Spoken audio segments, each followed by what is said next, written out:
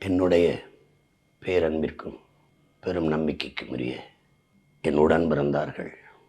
நாம் தமிழர் கட்சியினுடைய அரசியல் புரட்சி படை அதனுடைய முன்கள போராளிகளாக களத்திலே நிற்கிற உங்களுக்கு நாம் ஒரு மாறுதல் என்கிற ஒரு மகத்தான கனவை கொண்டு இந்த மண்ணிலே ஒரு மாற்று அரசியல் புரட்சியை முன்னெடுத்து வருகிறோம். இந்த கனவு நம்முடையதல்ல, முன்னம் தோன்றிய நம்முடைய மூத்தவர்களுடைய கனவு. நம்முடைய மறையோன் வள்ளுவ பெருமகனார் அவர் பகுத்து வகுத்து தந்த வழித்தடம். குடிதழி கோலோச்சும் மாநில மன்னன் அடிதொழி நிற்கும் உலகு, உருவசியும் ஓவா பிணியும் செருவகையும் சேராது இயல்வது நாடு, முறை செய்து காப்பாற்றும் மன்னவன் மக்களுக்கு இறை என்று வைக்கப்படும். ஒரு அரசன் இறைவனைப் போல இருந்து ஆட்சி செய்ய வேண்டும். கேட்கிறவனுக்கு மட்டும் கொடுப்பவன் அவன் தலைவன். இறைவன் கேட்கும் திறனற்ற உயிர்களுக்கும் கொடுப்பான். மரம் செடி கொடி புல்லு பூண்டு பூச்சி வண்டு நாய் நரி ஆடு மாடு யானை ஒளி சிங்கங்கரடி எல்லாத்துக்கும் கொடுப்பான் உலகத்தில். அவன் சூரிய ஒளியைப் போல, கடலை போல, நிலவை போல, மழையை போல, காற்றை போல இருக்கணும் ஒரு மன்னன், ஒரு அரசன், ஒரு தலைவன். அதை தான் நம்முடைய பெருமகனார் முறை செய்து காப்பாற்றும் மன்னவன் மக்களுக்கு இறை என்று வைக்கப்படும் என்று அந்த கனவை சுமந்து நிற்கிறோம். ஒரு சாதிக்கு, ஒரு மதத்துக்கு, ஒரு மொழி இனத்துக்கு அப்படி ஆட்சி செய்ய முடியாது. நாம் உலக பொதுமைக்கான அரசியலை முன்வைக்கிறோம். அந்த தகுதி, அந்த உரிமை, அந்த நேர்மை உலகில் தமிழ் பேரினத்துக்கு மட்டும்தான் உண்டு. ஏன்னா யாதும் ஊரே யாவரும் கேளீர் என்று சொன்னது நம் தாய் தான், தமிழ் தாய். அதற்கு முன்னமும் பிறப்பு ஒக்கும் எல்லா மனிதருக்கும் என்று பாடியிருக்க முடியும். எல்லா உயிருக்கும் என்று போதித்தவன் நம் மூதாதை. பகுத்துண்டு பல் உறவுகள் என்று சொல்லியிருக்க முடியும். பல் உயிர்கள் என்று பாடித்தந்தது அதனால்தான். வாடிய பயிரை கண்டபோதெல்லாம் வாடினேன் என்று வள்ளலார் பெருந்தகை நமக்கு சொல்லித்தந்ததும் அதைத்தான். காக்கை குருவி எங்கள் சாதி, நீள்கடலும் மலையும் எங்கள் கூட்டம் என்று பாட்டன் பாரதி பாடியதும் அதைத்தான். புதியதொரு உலகம் செய்வோம், கெட்ட போரிடும் உலகத்தை வேரோடு சாய்ப்போம், பொது உடைமை கொள்கை திசையிட்டும் சேர்ப்போம், புனிதமோடு அதை எங்கள் உயிரென காப்போம் என்று நம்முடைய தாத்தா பாவேந்தன் பாடியதும் அதைத்தான். பாராடா உன் மானுட பரப்பை, மானுட சமுத்திரம் நான் என்று கூவு, விசால பார்வையால் விழுங்கடா மக்களை, உலகம் தழுவி நேசித்தின்ற பேரினத்தின் பிள்ளைகள் நாம். கம்பன், கபிலன், இளங்கோ, வள்ளுவன் எல்லான முன்னவர்களும் உலகு உலகு உலகு என்றுதான் பேரன்பு கொண்டு ஆறத் தழுவி நேசித்து நின்று வாழ்ந்தார்கள். அந்த வழியில் வந்த பிள்ளைகள் நாம். இன்னைக்கு இந்த முன்னவர்களின் கனவுகளை எல்லாம் ஒற்றை உருவமாக ஒருவன் தூக்கி சுமந்தான். அவன் சமகாலத்தின் நம் முன்னவன், நம்முடைய அண்ணன் மேதகுவே பிரபாகர் அவர்கள். நம் உயிருக்கு நிகரான அந்த தலைவனின் சுமந்து நின்ற உன்னதமான கனவை அடுத்த தலைமுறை தமிழ் பிள்ளைகளுக்கு கையளித்தார். அதை உங்களுடன் பிறந்தவன் நான் உங்களுக்கெல்லாம் பகிர்ந்து சிறு சிறு சுமைகளாக சுமத்தினேன். அதை சுமந்து கொண்டு மிகுந்த முனைப்போடு தன்னலமற்ற களத்திலே பாய்கிறீர்கள். எனக்கு பெரிய நம்பிக்கையும் மகிழ்ச்சியும். இங்கே நமக்கு குறை என்றால் பொருளாதார வலிமை இல்லை. ஊடகங்கள் நம்மை மறைக்கும், ஆதரிக்காது. காரணம், ஒரு தேசிய எழுச்சி, ஒரு மாற்று அரசியல் புரட்சி ஏற்கனவே இருந்த கோட்பாடுகளில் இருந்து அதை தகர்த்து புதிய ஒரு கட்டமைப்பை செய்யும்போது அதை அவர் ஏற்க மறுப்பார்கள், எதிர்ப்பார்கள். அப்போது நம்ம ஏற்கனவே இருக்கிற கோட்பாடுகளோடு இசைந்து போக முடியாது. அதை தகர்த்து புதிய ஒன்றை கட்ட நினைக்கிறவன் ஏற்பார்கள், எதிர்ப்பார்கள், ஆதரிப்பார்கள், அருவறுப்பார்கள். அதையெல்லாம் பார்க்க முடியாது. அப்படி பார்த்துருந்தா உலகம் இவ்வளவு மாறுதல்களை சந்திச்சிருக்காது. அப்போது அதுக்கு ஒரு போர் வீரனை விட துணிவும் வீரமும் தேவைன்னு ஐயா இறை என்பது சொல்கிறாங்க. அதுதான் நம்ம செஞ்சிட்ருக்கோம். மாறுதல் என்பது மகத்தான ஒன்று. அதை எல்லா மக்களும் விரும்புகிறார்கள். ஆனால் மாறுதல் நிகழ்வதற்கு கொஞ்சம் காலம் எடுத்துக்கிறது. அது வரைக்கும் பொறுத்திருக்க முடியாத மக்கள் இருப்பதை சகித்து கொண்டு வாழ பழகிக் கொள்கிறார்கள். அதனால் மாறுதல் என்பது உருவாகாமலே போய்விடுகிறது என்கிறார்கள். நாம் அப்படி போக முடியாது. நம்ம முன்னவர்கள் செய்த சமரசத்தை நாம் செய்ய தயாராக இல்லை. நமக்கு வரலாற்று பாடமாக எல்லாமாக நம்முடைய தலைவன் சமரசம் செஞ்சிருக்கலாம். பல நாடுகளின் தயவோடு விடுதலை பெற்று இருந்திருக்கலாம். 22 நாடுகளை எதிர்த்து நின்ற போதும் அவர் மண்டியிடலை. மண்டிட்டு வாழ்வதற்கு மானத்தோட மடியலாம், சரணடைந்து வாழ்வதற்கு சண்டையிட்டு சாகலாம். மானத்தமிழனுக்கு மரணத்தை விட மானமே பெரிது. அப்போது உயிரினும் மேலானது உரிமை என்று போராடி மாண்ட மறவர்கள் குலத்தில் வந்தவன் நம்ம. இப்போ நம்ம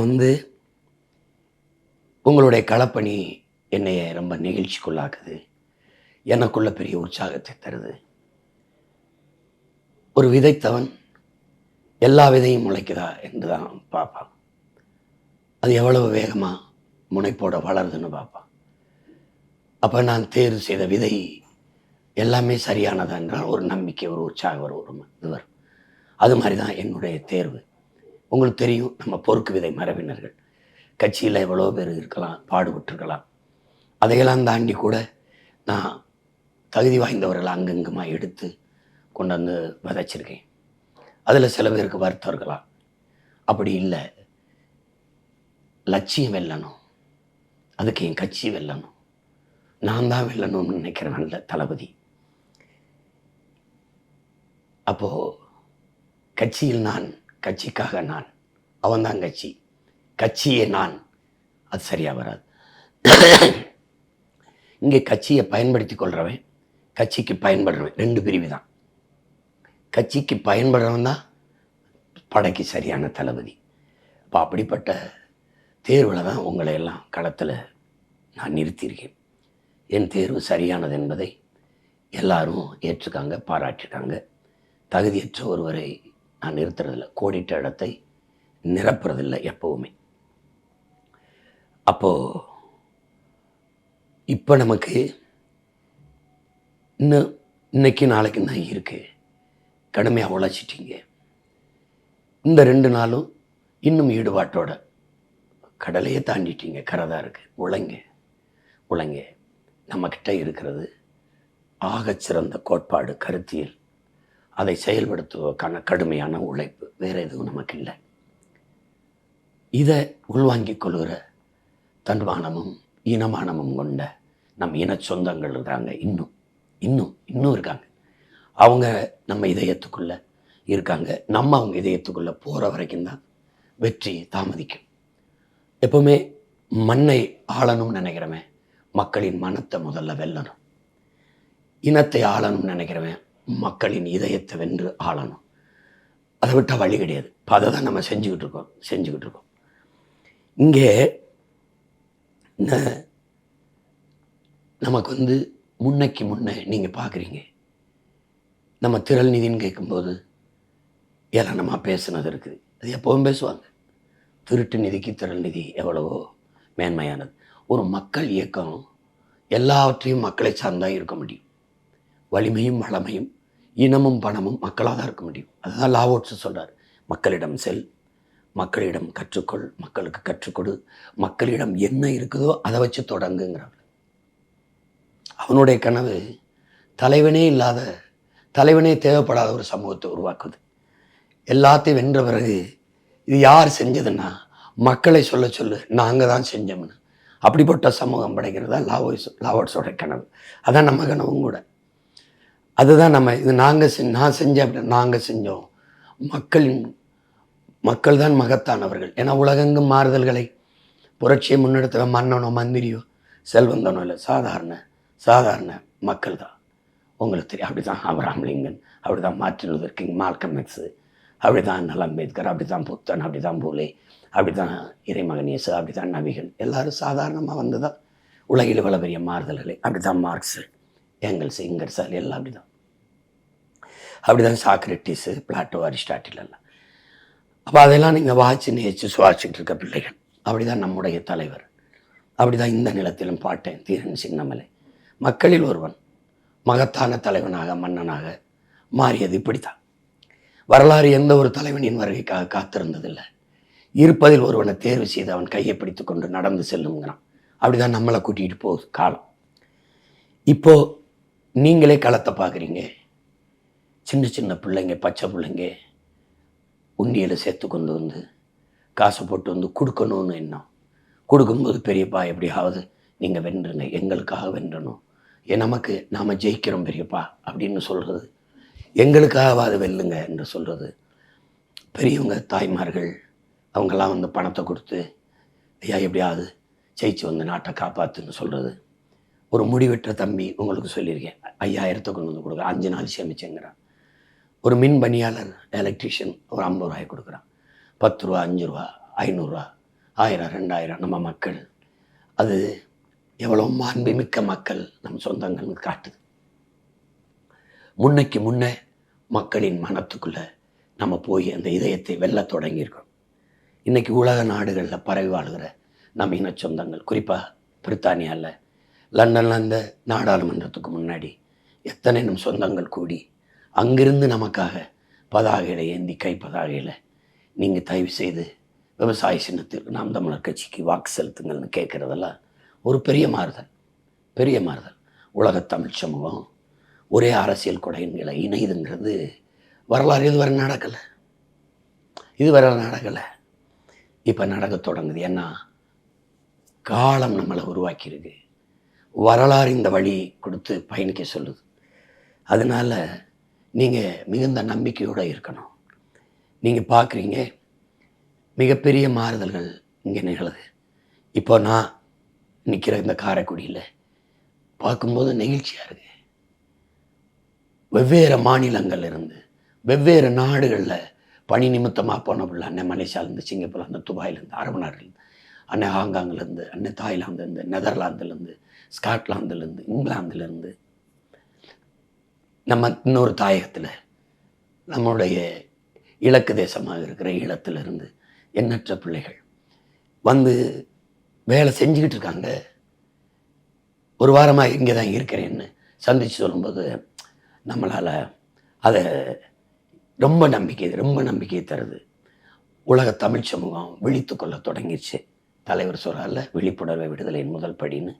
ஐயா இறையன்பு கூட அதை வலியுறுத்துகிறாங்க. விழிப்புணர்வற்ற சமூகத்தில் நடிப்பனுக்கே முதலிடம் கிடைக்கும்னு. இது உங்களுக்கு தெரியுது, எல்லாமே அப்படி தான் இருக்கும். அப்போ நம்ம என்ன, நம்மளை புறக்கணிக்க வாய்ப்பு இல்லை. மக்களுக்கு எல்லாவற்றிலையும் சரியாக இருக்கும். இங்கே சாதி பேசி, மதம் பேசி, சாராயம் கொடுத்து, பணம் கொடுத்து அரசியல் செய்கிற அரசியலை நம்ம செய்ய வரல. சரித்திரத்தை மாற்றி எழுதணும்னு வந்திருக்கோம். வரலாற்றில் மாபெரும் புரட்சியை உண்டு பண்ணணும்னு வந்திருக்கோம். எங்கள் திருநாட்டில் எங்கள் நல்லாட்சின்னு சும்மா நம்ம பாட்டையும் சொல்ல, நம்ம தாத்தையும் சொல்ல, அது ஒரு பெரிய கனவு. அதை நம்ம செய்ய நினைக்கிறோம். இப்போ இங்கே 100 விழுக்காடு சரியாக இருக்குன்னு நினைக்கிறோம். நம்ம ஆட்சி எப்படி இருக்குன்னு அச்சில் காணொலி ஆவணத்தினை கொடுக்குறோம். சரிவாதி பெண்களுக்கு அவங்களுக்கு உரிய உரிமையை அவங்க எடுத்துக்கிறாங்க, நம்ம அனுமதிக்கிறோம். நமக்கு உடன்பாடு இல்லை. பெண் அடிமைத்தனம், விடுதலை, உரிமைன்னு பேசுகிறதுல உடன்பாடு இல்லை. உரிமைனா யார்கிட்ட இருந்துச்சு? அந்த உரிமை நீ எத்தனை நாளைக்கு பேசிக்கிட்டே இருப்பாங்கிற ஒரு கேள்வி இருக்குது. இந்தியா இப்போ தான் 33 விழுக்காட்டுக்கு இன்னும் பேசிக்கிட்டு இருக்கு. சிவனை வணங்குவாங்க, ஆனால் 33 விழுக்காட்டுக்கு பேசி கொண்டு இருப்பாங்க. இப்போ நமக்கு அது இல்லை. அது அவங்க உரிமை. அவங்க எடுத்துக்கிறாங்க, நம்ம கையொட்டி ஆர்ப்பரித்து மகிழ்கிறோம், அவ்வளோதான். அதில் எந்த பெருமையும் இல்லை. நம்ம பிறவி கடமை செய்கிறோம். பெண்கள் நம் குலதெய்வங்கள் கொடுத்த விடுதலை தான் நாம் எல்லாம் பூமியில் உழவி கொண்டிருக்கோம். உங்களுக்கு தெரியும், என் பிள்ளைகளுக்கு தெரியும், உடன் பிறந்தாருக்கு தெரியும். அதில் நமக்கு எந்த பெருமையும் இல்லை. நம்ம கடமை இதை செய்கிறோம். ஒடுக்கப்பட்ட தமிழ் சமூகம் இருக்குது. விடுதலை பெற்ற 80 ஆண்டுகால இந்தியாவில் அங்கீகரிக்கப்படாது இந்த நாட்டில் பிறமொழியாளர்களுக்கு எவ்வளவு அரசியல் அதிகாரம், செல்வாக்கு, ஆட்சி அதிகாரத்தில் பங்கெல்லாம் இருந்திருக்கு. தொழில், வர்த்தகம், கல்வி நிறுவனங்கள், மருத்துவ நிறுவனங்கள் எவ்வளோ மேம்பட்டிருக்காங்கன்னு தெரியும். ஆனால் பண்டைய காலம் தொட்டு ஒத்ததறிவார் உயிர் வாழ்வார், மற்றெல்லாம் செத்தாரில் வைக்கப்படுங்களா. வள்ளுவ பெருமன்னார் சொல்கிறார், வேளாண்குடி மகனும் இருக்கணும், வேளார் இருக்கணும், குயவர் இருக்கணும், வண்ணார் இருக்கணும், நாவிதர் இருக்கணும், தச்சர் இருக்கணும், பண்டாரம் இருக்கணும், எல்லாரும் இருக்கணும், மீனவன் இருக்கணும். எல்லாரும் இருக்கணும். எல்லாரும் ஒன்றா இணைந்து இசைந்து ஒருங்கிணைந்து வாழ்வது தான் சமூகம். அதை ஒத்ததறிவான் உயிர் வாழ்வான் மற்றெல்லாம் செத்தாருள் வைக்கப்படுங்கிறவள எத்தனை ஆயிரம் ஆண்டுக்கு முன்னாடி பாரு. எல்லாரும் புறக்கணிக்கப்படாமல் அங்கீகரிக்கப்படணும். ஒரு தேசிய இன விடுதலைக்கு அரசியலை முன்னெடுக்கிற மகன் இதையெல்லாம் செய்யலைன்னா அது அர்த்தமற்றது. நம்ம நிலத்தில் நிற்கிற நாம் பிற மொழிவழி தேசிய இனங்களை பகை இனங்களாக்கி கொண்டு நம்ம இனத்தின் விடுதலை வெல்ல முடியாது. அதனால் எல்லா இனங்களையும் சேர்த்துக்கிறோம். நாம் பிற மாநிலத்தில் வாழும்போது அப்படி தான் வாழ்கிறோம். அந்தந்த மாநில மக்கள் எடுக்கிற பிரிட்டனில் நம்ம பிள்ளைய எம்பி ஆகுதுன்னா அந்த நாட்டு அரசியல் தான். கனடாவில் நம்ம பிள்ளைய பொறுப்புக்கு வருதுன்னா அந்த நாட்டு அரசியலில் தான். அப்படி தான் நம்ம அவங்க இருக்கணும். அப்படி இல்லை நம்ம தமிழர் நிலம் வளம் காடு மலைன்னு பேசும்போது அவங்க அதை விமர்சிக்கிறாங்க, எதிர்க்கிறாங்க. நம்ம மொழி சிதைந்தழிஞ்சிருச்சு மீட்கணுங்கும்போது இவங்க தமிழ்னு பேசுவாங்க. இப்படி பேசுகிறதுல தான் நமக்கு முரண் வருது. ஆனால் அதையும் தாண்டி நம்ம நின்று வெல்லணும். நம்ம ஒரு புள்ளியிலேருந்து தொடங்குறோங்கிறது உங்கள் எல்லாருக்கும் தெரியணும். ஏன்னா நம்ம மொழி சிதைஞ்சு அழிஞ்சிருச்சு, ஒத்துக்கணும். நம்ம தமிழர்கள் இல்லை, நம்ம தமிழர்கள், நம்மகிட்ட தாய்மொழி இல்லை, வரலாறும் இல்லை, தொன்று தொட்ட வழிபாடும் இல்லை, தொன்று தொட்ட வேளாண்மையும் இல்லை, என் விதையே இல்லை. இருந்த நீர்வளத்தையும் இழந்தோம், நிலவளத்தையும் இழந்துகிட்டு இருக்கோம். எல்லாம் நச்சு ஆலைகள், நச்சு காற்று, நச்சு நீர், நச்சு உணவு. அதனால் பிறக்கிற குழந்தை புற்றோட வருது. இப்போ நம்ம பிள்ளையை பிரசவம் பார்க்கல, குழந்தைய பிரசவம் பார்க்கல, புற்றுநோயை பிரசவம் பார்த்துட்ருக்கோம். இது மாறணும். மாற்றணுன்னா நம்ம கையில் தான் இருக்குது. நமக்கு ஒரு வாய்ப்பு தான் இருக்குது. எப்படி பார்த்தாலும் வெற்றிக்கு ஒரே ஒரு வழி தான் இருக்குது, கடுமையான உழைப்பு.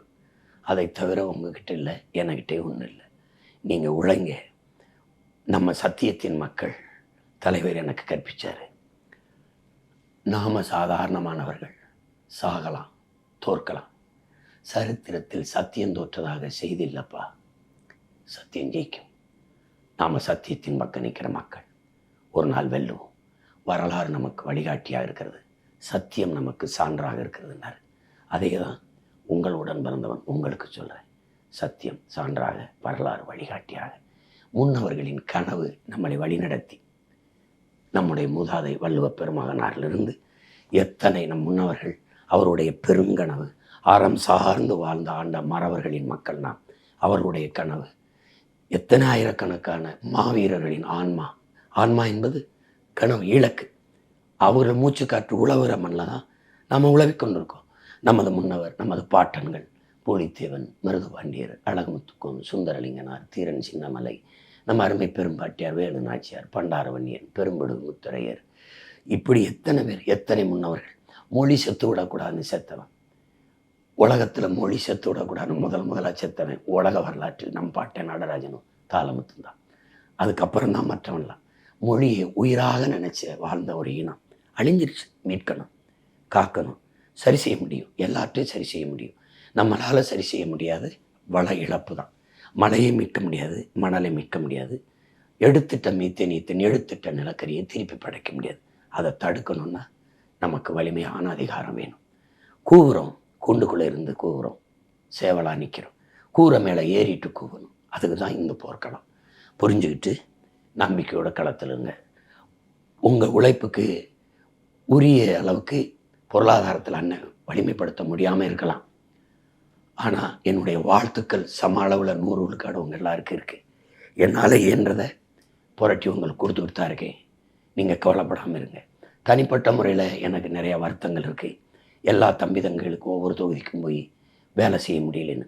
குறிப்பாக என்னுடைய தங்கை அபிநயா பொன்னிவளவனுக்கு விழுப்புரத்தில் செய்ய முடியல, திருச்சியில் என் தம்பி, திருவரம்பூரில் போட்டியிட என் தம்பி ராஜேஷுக்கு, இப்படி நிறைய பேருக்கு நான் செய்ய முடியல. எனக்கு மன வருத்தம் இருக்குது. அதுக்காக நீங்கள் அண்ணனை பொறுத்துக்கணும். இவ்வளோ தான் என்னுடைய ஒரு மனித ஆற்றலையும் மீறி நான் உழைச்சிட்டேங்கிறது உங்களுக்கு தெரியுமா. அதுக்கு மேலே உடல் ஆற்றலுக்கு குரல் கொஞ்சம் கம்மிடுச்சு.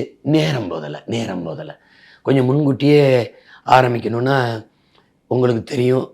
ஆட்சி வரைவா, காணொலி ஆவணமா, வேட்பாளர் தேர்வா, திட்டமிடலா, பொருளாதார புரட்டலா, எல்லாத்தையும் ஒரே ஆள் செய்கிறதுங்கிறது கொஞ்சம் கடினம். உங்களுக்கு எங்கள் அண்ணன், என் தலைவர் சொன்னது தான், நமக்கென்று ஆதரவு குரல் எழுப்பவோ, நமக்கென்று ஆதரவு கை நீட்டவோ எவரும் மற்ற நிலையில் தனித்து விடப்பட்ட அடிமை தேசியனத்தின் மக்கள். அதை நீங்கள் நினைவச்சுக்கணும். நமக்கு யாரும் இல்லை, ஆலோசகர்னு இல்லை, சோக்கால்டு இந்த ஸ்ட்ராட்டஜிஸ்டும் இல்லை. நமக்கு ஆதரவாக நம்ம இனத்தில் நிறைய பணக்காரர் இருக்கான். பணம் இருக்கிறவனுக்கு இன உணர்வும் மான உணர்வும் இருக்கிறதில்ல. இன உணர்வும் மான உணர்வும் இருக்கிற பணம் இருக்கிறதில்ல. இது ஒரு இயற்கை முரணாக இருக்குது. இது ஒரு முரணாக இருக்குது. அதையும் தாண்டி எல்லா இடையூறுகளையும் தாண்டி வெல்வதற்கு பேர் தான் புரட்சி. புரட்சி. அலை இல்லாத கடலில் மாலுமிக்கு மதிப்பு இல்லை. அலை இல்லாத கடலால் நல்ல மாலுமியை உருவாக்க முடியாது.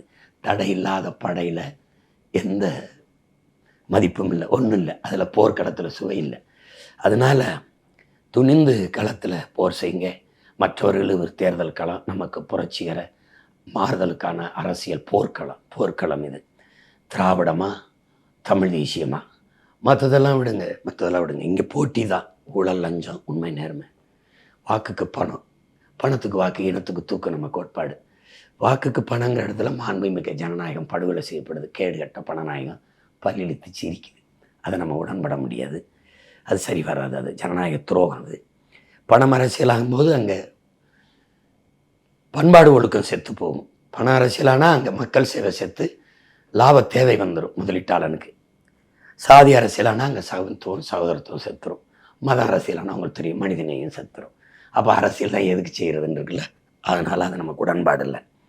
அதனால் நீங்கள் நம்பிக்கையோட களத்தில் நில்லுங்க. உறுதியாக நம்ம வெல்லுவோம்.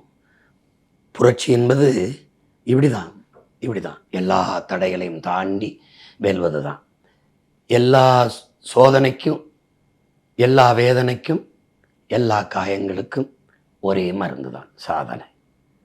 சாதனைக்கு ஒரே வழி கடுமையான உழைப்பு. உழைப்பின் பரிசு தான் வெற்றி. வெற்றியை தொடுவோம். நம்பிக்கையோட களத்தில் நில்லுங்க. புரட்சி எப்போதும் வெல்லும். நம் வெற்றி அதை சொல்லும். நம் இலக்கு ஒன்றுதான், இனத்தின் விடுதலை. இனம் ஒன்றாவோம், இலக்கை வென்றாவோம். தமிழ் தாய் வாழ்க. தலைவர் பிரபாகரன் வாழ்க. நாம் தமிழர்.